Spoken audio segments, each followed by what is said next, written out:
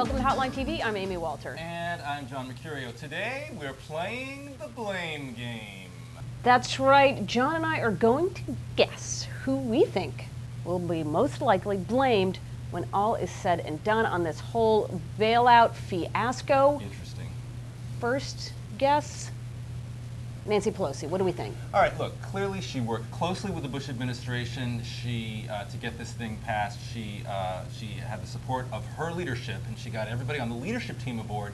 She did go out there right before the vote and hold what a lot of Republicans are calling a highly partisan floor speech, probably more partisan than it should have been, probably something that she shouldn't have done. It actually was very different. What she said on the floor varied considerably from what was actually written in the prepared remarks that her staff had written for her. So people in the leadership offices were sort of scratching their heads. Yeah, we're a little bit surprised by it. Probably not something she should have done, and I think they do have a point, the Republicans do, about the inappropriateness of her remarks. On the other hand, I don't think that should be something the Republicans are saying was, in the end of the day, why they voted against it. It makes them seem small, a little bit too sensitive, a little bit like a crybaby who got their feelings hurt and then decided to vote on this very important bill based on that.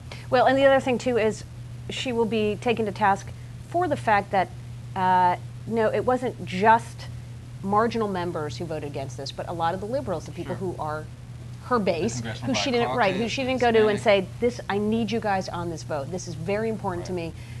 Didn't sell that enough, and also didn't sell it as, again, in her attack on Republicans, didn't sell it as, we're doing this for Main Street, not Wall Street, I think, effectively. A lot of the California Democrats voted against it. A lot of Congressional Black Caucus people, Hispanic caucus too, so that was interesting. Boehner. All right, second guess, John Boehner, House Minority Leader. This is also, I think, a big problem for him. He signed on after at the end of last week, after he was able to get a lot of the alternative issues that conservatives were concerned about on board.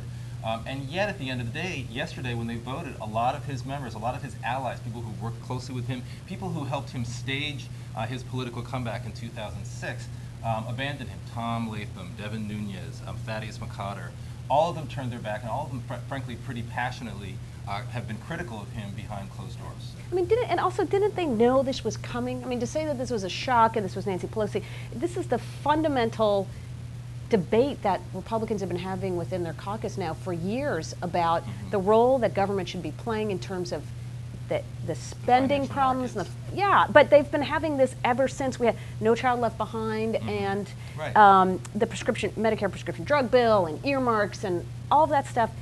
Did we really assume that even though the markets were showing signs of real problems, that was going to be enough to get these guys to sign off on it? I don't think so. On the other hand, look, I mean, are these two guys going to be blamed, or are they going to be giving credit? I mean, we're talking about a very sort of narrow news cycle within which this bill exists. And not that polls mean everything. This is a snapshot in time, but a one-day poll by the Washington Post, ABC, showed that again, Republicans took the brunt of the blame by a 2-to-1 margin. All right. All right. Moving right along. John McCain. Oh, John McCain. You don't want to go to the liberals first? Oh, or we can. we can. I didn't see that. Oh, liberals. John McCain. What's the difference? I didn't notice that. Liberals, as you just mentioned earlier, voted wholeheartedly against this bill, voting their districts for the most part. I think voting their districts, and sure, they were a big part. It was the liberal and conservative sort of strange bedfellows of politics that got together to defeat this bill. So sure, liberals and conservatives on the same team, definitely a big part of the reason this went down. All right, vulnerable incumbents. Let's face it, everybody. For as much as Barack Obama wants to talk about the post-partisan world that we're in, and John McCain is a maverick, the bottom line is this: most incumbents want to save their seats. Okay, that's how the House works. Shouldn't be a surprise to any of these folks. Remember, they're from the Senate. They should have known that when these guys were getting literally thousands of calls, 99.9% against it, they had to know that this was going to be a problem for these members, and there's nothing that John McCain or Barack Obama or Nancy Pelosi, John Boehner can do to make these guys feel better 30 days out from election when they feel like their constituents are screaming at them. So that can't change. I think what's going to be even more difficult is the fact that the market has bounced back now, another 300 points.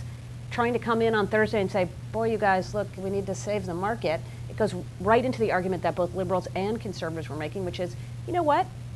It's flexible enough. Let them figure it out. The fundamentals of the economy are strong. It's which resilient. brings us to our final victim, if you will, today, John McCain.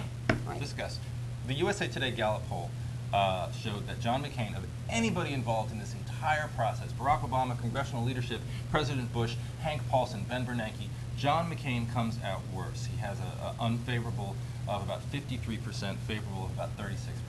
That's a bad thing for John McCain. And frankly, he would have fared so much better if he hadn't staged the political stunt of last week, I think. Yeah, but I don't think he'd be doing any better in the polls right now. I mean, the fact of the matter is, the overall head-to-head's not. So did this help him? No. And it just also goes to show, at some point, he cannot, he tries to change the debate at every moment here. Now we're going to get onto taxes.